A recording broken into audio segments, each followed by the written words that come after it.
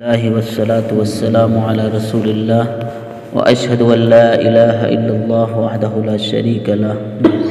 وأشهد أن محمدا عبده ورسوله أما بعد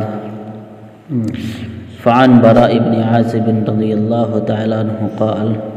كنا مع رسول الله صلى الله عليه وسلم في جنازة فجلس على شفير القبر فبكى حتى بل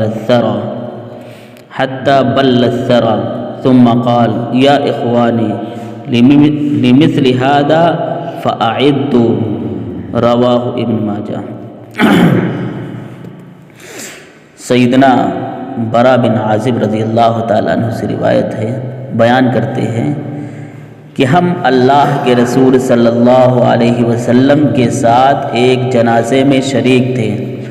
آپ صلی اللہ علیہ وسلم قبر کے کنارے بیٹھ گئے اور رونے لگے حتیٰ کہ آنسوؤں سے مٹی تر ہو گئی۔ پھر آپ صلی اللہ علیہ وسلم نے فرمایا، اے میرے بھائیوں، اس مقام کے لیے تیاری کر لو، یعنی قبر کے عذاب سے بچنے کے لیے، قبر کے فتنے سے بچنے کے لیے تیاری کر لو۔ اسماء بنت ابی بکر رضی اللہ تعالیٰ عنہ بیان کرتی ہیں کہ اللہ کے رسول صلی اللہ علیہ وسلم خطبہ دینے کے لیے کھڑے ہوئے اور آپ صلی اللہ علیہ وسلم نے خطبے میں قبر کے فتنے کا ذکر کیا کہ جس میں انسان مبتلا ہوتا ہے۔ فلما ذکر ذلک ضج المسلمون ضجا، کہ جب آپ صلی اللہ علیہ وسلم یہ ذکر کیا کہ قبر کی سختی اور عذاب کا ذکر اللہ کے رسول صلی اللہ علیہ وسلم نے کیا تو مسلمانوں کی چیخیں نکل گئیں، یعنی مسلمان زور زور سے رونے لگے۔ سیدنا ابو ذر غفاری رضی اللہ تعالیٰ عنہ اکثر لوگوں کو کھڑا کر کے راستے چوراہے پر یہ کہا کرتے تھے کہ اے لوگوں، میں تمہیں نصیحت کرتا ہوں، میں تم پر شفقت کرنے والا ہوں، تم قبر کی وحشت سے بچنے کے لیے رات کی تاریکی میں اٹھ کر نماز پڑھا کرو۔ انس بن مالک رضی اللہ تعالیٰ عنہ بیان کرتے ہیں کہ اللہ کے رسول صلی اللہ علیہ وسلم نے ارشاد فرمایا، لولا ان تدافنوا لدعوت اللہ ان یسمعکم من عذاب القبر، کہ اگر مجھے یہ ڈر نہ ہوتا کہ تم مردے دفن کرنے چھوڑ دو گے تو میں اللہ تعالیٰ سے دعا کرتا کہ وہ تمہیں عذاب قبر کی چیخ و پکار اور وحشتناک آوازیں سنائے۔ عثمان بن عفان رضی اللہ تعالیٰ عنہ جب کسی قبر کے پاس کھڑے ہوتے تو اس قدر روتے کہ آنسوؤں سے داڑھی تر کر لیتے۔ ان سے کہا گیا کہ جنت کا ذکر کیا جاتا ہے، جہنم کا ذکر کیا جاتا ہے تو آپ نہیں روتے مگر قبر کے ڈر سے رو رہے ہیں۔ انہوں نے جواب دیا کہ اللہ کے رسول صلی اللہ علیہ وسلم نے ارشاد فرمایا، ان القبر اول منزل من منازل الآخرہ فإن نجا منہ فما بعدہ ایسر منہ وَإِن لَّمْ يَنْجُ مِنْهُ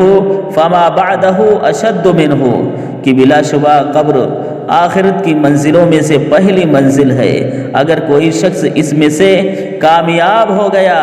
تو اس کے بعد والی منزل اس کے لیے آسان ہوگی، اور اگر اس سے ناکام ہو گیا تو اس کے بعد والی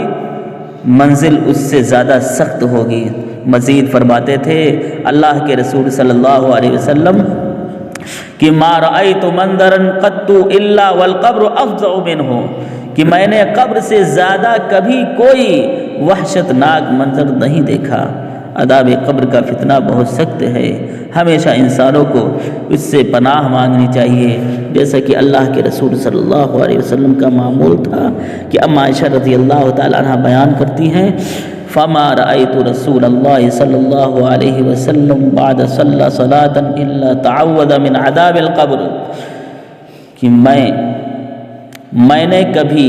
ایسا نہیں دیکھا کہ آپ صلی اللہ علیہ وسلم نے کوئی نماز پڑھی ہو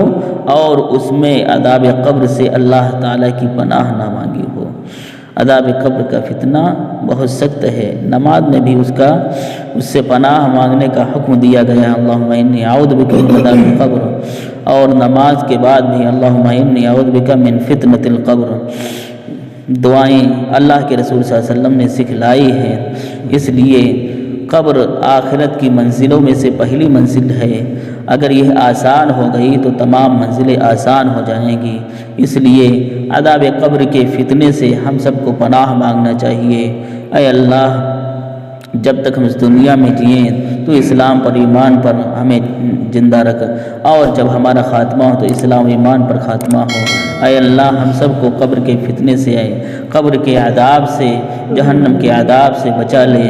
اور جنت الفردوس میں داخل کر دے۔ اے اللہ، ہم میں سے جو مر چکے ہیں انہیں بھی قبر کے عذاب سے، قبر کے فتنے سے اور جہنم کے عذاب سے بچا لے، انہیں کروٹ کروٹ چین و سکون عطا فرما۔ اے اللہ، ہم پر رحم فرما، ہمارے گناہوں کو معاف فرما دیں اور ہمیں نیک اعمال کرنے کی توفیق عطا فرما۔ آمین۔ سبحان ربک رب العزت عما یصفون وسلام علی المرسلین والحمد للہ رب العالمین۔